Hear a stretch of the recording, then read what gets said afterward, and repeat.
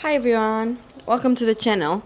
So today I want to go through and explain how to get your H-1 visa, the working holiday visa for as a Portuguese person. I'm making this because when I applied a few months ago, there was not much information I could find online, even though the embassy, the official website of the embassy, is detailed and has all the information of the documents needed. I still struggled with some questions. I really wanted to make sure that I wasn't missing any document. And there was some misunderstanding that I will explain later that happened. But please keep in mind that every single country is required different documents. So when applying, please make sure you are looking at the right embassy. I will leave all the links down here for the embassies for Portugal. So if you are Portuguese, that's all good. So let's start for what is the H-1 working holiday visa. The working holiday visa is basically a visa that lets you live up to 1 year.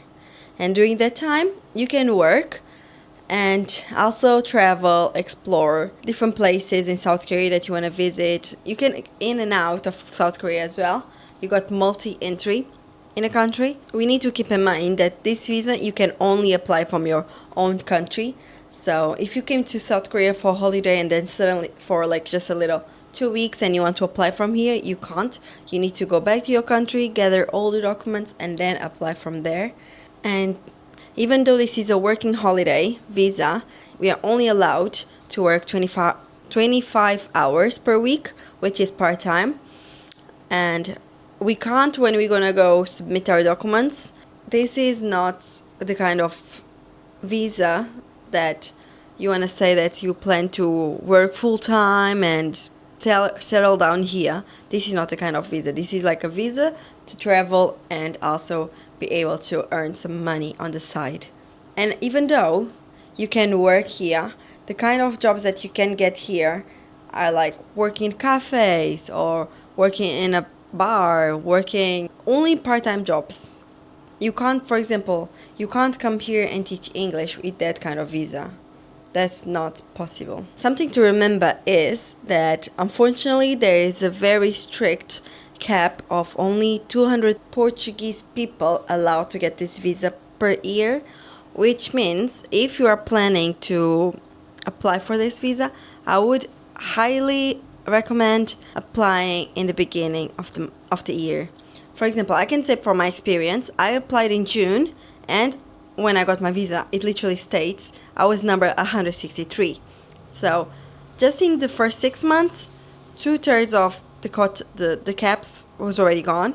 So if you can, I would highly recommend just applying in the beginning of the year or gather the documents by the end of the year and then apply maybe January, because that's when it starts counting. Because for what I understood, it's first come, first serve. As long as you have all the documents, it shouldn't be an issue to not get this visa. So if you are waiting for later at the year, it might be a little bit difficult. Also, there's two biggest rules I think that might make you not be able to apply. You need to be between 18 to 34 years old, and at least for Portuguese people, you can only get this visa once in your lifetime. So if you have already done it, you're not allowed to redo it again. Let's focus on documents needed. One that I would say to get out of the way right away as soon as you decide to, I'm gonna do it, is just download the application form from their website. I'm gonna leave the link down here for the application form. Website right now, they added an example. When I applied a few months ago, I couldn't find that one. So now already they have an example of how to fill it up. So it's something easy to just put all your information. If you already have a place that you're gonna stay, just like Airbnb, hotel, just download, fill it up, then you can print it. I printed 2. Every single document I'm bringing, if I have the original, I bring the original and then 2 extra copies of everything. So another one very important is the passport, which needs to be valid for at least 1 year. And we need to bring our original and then a copy. So I just that's what I did. I brought my original passport and a copy. I would really recommend to check the date on your passport even before you make the appointment, because passport can take like up to a week, sometimes even 2. So you really don't want to mess it up, and when the appointment comes, you don't have a passport yet. So I would check those documents that will take a little bit longer to get sorted. So let's go to the other one, is our proof of funds. For the proof of funds is basically your bank statement. You can go to your bank, and right now, as per 2025, you need to prove that you have 3 million won, Korean won, which is around 1,800 euros kind of. So I would just round it for like 2 grand, the proof of funds. I had a few questions and I couldn't really find information out there. That also made me want to make this video, tell you just how I did it, how was my experience. So right now on the website, it's already stating that this bank statement needs to be within 7 days prior. So for example, if you get your bank statement in a Monday, then next Monday you should have your appointment. When I applied a few months ago, there was still not this information out there, and even though I sent an email to ask about these questions, there was still like some misunderstanding. Gotten my bank statement 2 weeks prior of my appointment. Once I got there, they just asked me if I had like an app of my bank, and thankfully I did had. So I just did like a PDF of my bank statement and I sent them to their email right away on the spot. Even though I'm Portuguese, I had to apply from Portugal, but I was living in England, so my bank statement is from an English bank, and that's totally fine. As long as you convert, for example, I was converting pounds, and it was still like the 3 million one, so as long as you are converting, it shouldn't be a big, huge issue. On the website, they're also stating we need the passport photo, the 35 by 45 millimeters, but because when I did my visa application form, I already had add my photo, my passport photo into that form, then the lady just said like it wasn't needed, but still please bring it, just in case. We never know how they might deal with it, with the situation. In my case, they said because the photo was already into the form, it was okay. It needs to be a recent photo though. It needs to be within 6 months. Also, I highly recommend checking and searching how Korea takes passport photos, because I think at least when I do my passport photo in Portugal, they're not very strict. Obviously, you shouldn't smile. Or what I understand, Korea is a little bit more strict.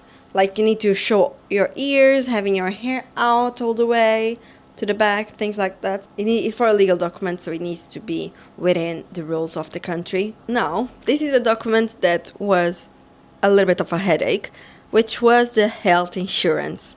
I tried to search so many health insurance, but it was so hard to get one that I actually trust and that was within my budget. This health insurance need to cover all your full year. If you already know the day that you arrive in Korea, then it's from that day on for a full year, 365 days.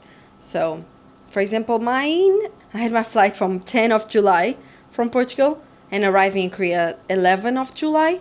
So my insurance is covering from 11th of July until the next 10th of July. Even though there's chances I might go earlier, I leave the country before that, but still the insurance needs to fill all that. And I managed to find one, still a little bit tricky to recommend here because I haven't used it. I'm not sure how they're gonna deal if I ever need it, so I don't feel confident yet to actually recommend. And also it needs to cover 30 grand in hospitalization and repatriation. If you are very curious, just I'll put here like my Instagram, so just DM me like and ask, then like that it might be fine.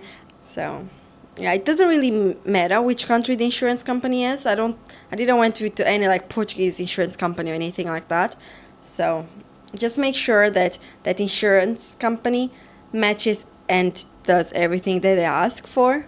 The next one, you just need to download the travel plan. They already have like a template on their website. It's nothing too hard, but can be a little bit of a headache to do. But basically what I said is I wrote down the day that I arrive in Korea. I wrote down the day that I'm planning to move to my full-term residence. And then basically I just went online and I searched festivals that are gonna happen, things to do in winter, things to do in summer. For example, in the spring I want to go to Jeju, kind of those things. And also I've set up like in, for example, I think like November, something like that. I want to join like a study group or something like that. And when I'm gonna search for a part-time job or like working in a cafe during this month or something like that, they basically don't want you to say that I'm gonna start working looking for a full-time job right away. You can write down in the summer visiting Busan, visiting the beach, going to the DMZ zone. All those informations you can put down there. It doesn't need to be day by day. So what I did is on the first 1.5 months, I put the dates, the exactly day. For example, I already had an idea when I was gonna move to my long-term accommodation, so I just set up the date there. Then after that I just put like per month. For example, in this month I plan to do this month I'm gonna do this. So that's basically what I did. So yesterday I went out. I was trying to record this video outside. I thought, let me go to the Olympic Park. I can sit down there in a nice shade and talk about my visa. I just wanted to show you a little bit more, but trust me, it was hot. And it's not just the hot, it's like the humidity in Korea. It's just really different. Cicadas, no idea how to pronounce that still, but they're so loud and I'm like, I give up. So I tried to record. I'm gonna leave those clips at the end of this video after I go through all the process. But yeah, it didn't happen. Maybe next time. I think after the summer goes away a little bit more, I'll be able to. But for now, I just decided to let's come back home and do the video. So yeah. So let's go back to the video. The next document is a document that I thought I had messed up badly. So right now the website is already updated, but there was a misunderstanding, a huge misunderstanding when I went to do my visa. Right now everything is fine, it got sorted eventually. So the criminal record, you will need your Portuguese criminal record, which is easy to do. You can like in a day go into the, the court place, something like that. And just it's €5 to get, and you get it there on the spot. The issue with my criminal record was that, so at the time in the embassy website it was saying if you are living in EU, EEA and Switzerland, you need a criminal record from that country. I emailed them, but it was a misunderstanding. I think they didn't understood my question properly. But because I was in England, and England right now is not part of any of those situations, I thought maybe I don't need it. Like it wasn't on the website, so in my head I thought it wasn't needed, but it was needed. Thankfully, I was able to get my DBS check online. So I applied on the same day while literally in front of the lady, and one day or two after it arrived, and I just sent her email. It was totally fine. They understood. They're really, really helpful. We don't need to be so stressed there. The lady was very kind. Right now on the website is already saying if you are living abroad for more than 1 year, you need the criminal record of that country, no matter what. No matter where you're living, you will need the criminal record. So before coming to Portugal to apply for a visa, just make sure that you bring it with you. It needs to be recent. I think I would recommend within 3 months of applying. So just don't make the same mistakes that I did. You will also need a medical certificate. You will have two options. You can go to the public NHS and just ask your doctor for like a doctor letter stating that you are in good health to travel abroad and to work abroad. That's everything actually needed. They literally stated also like South Korea on the letter. You just need to make sure it's like signed and stamped by the doctor. If you're applying from another country, you might need to get other exams done. For example, England, I think you need another health exam. So please make sure you're searching in the right website. The next document is something that hopefully you already have at home, which is your educational qualification certificate. This should hopefully be something that you already have by hand, so you just need to copy it. It can be either your high school or university degree, just your latest qualification. So you can just print it and take it with you. Remember, take the original and print it. That's what I did. I would also check this a little bit in advance, because probably if you can't find it or you don't know where your certificate is, you probably need to look for it and to find it, to get it sorted. That's why. So, with the ticket, what I did about the flight ticket. That was another question that I had. I wasn't sure, like, oh, do I need to buy one way or like return? I wasn't sure exactly how to deal with the ticket situation, because it's also related to how much funds you have. Basically on the website they're saying the more funds you have, you don't need to show the flight ticket as well. In my case, what I decided is I'm gonna buy the flight ticket. If my visa gets approved, great. If it doesn't, I'm gonna go for a quick holiday. You can, as a Portuguese person, you can stay here up to 3 months without a visa. And then, instead of me buying a return flight ticket, what I did, I basically went online to the website and I looked at flights. So I basically just had my flight ticket one way, and then I went to the website of flights and I searched like a flight for like June with like nearly 1 year in advance, and I just printed out, kinda. I just screenshot it and print and took it to the lady. Be like, okay, this is the kind of flight, how much I need to pay for this flight. I just think that the more documents you bring, the less questions they're gonna have for you. So that's exactly what I did. I just got all the documents possible and give it all to the lady. Finally, after the appointment, we just need to pay. Right now is 81 euros. Yeah. Now that I went through every single document, let's talk about how it all flows. So basically, first gather all the documents needed, then book your appointment with the embassy online. I applied for my visa on 12th of June and my visa activated so on the 26th of June, and I fly to Korea in July the 10th. So that was the time frame that every single thing happened. Then remember, after your visa is activated or approved, you got 3 months to enter South Korea. And then after you enter, you need to make sure that you need to apply for an alien card within the 90 days. And then it's valid for 1 year with multi-entry. And that's the full breakdown. And I hope that clears some of your questions that you might have, makes you feel a little bit more confident about how to apply. It might seem like a lot of documents, but after you get them all sorted and organized, it will eventually get a bit easier. If you're applying, drop your questions down here in the comments. Also, if you already applied, just share your experience. And I hope you like this video. Don't forget to hit like and subscribe if this video helped you. And I'll see you on the next video. Bye!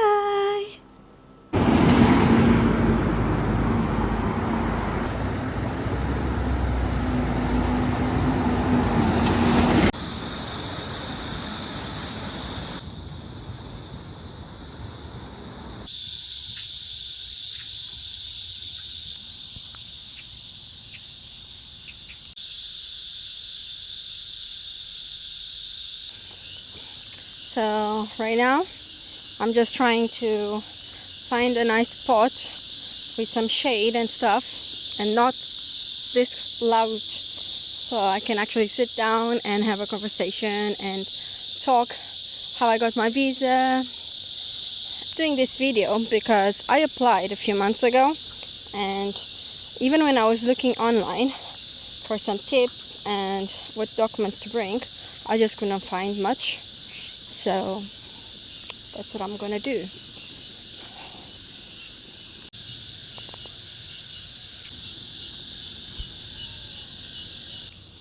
Honestly, I'm nearly giving up.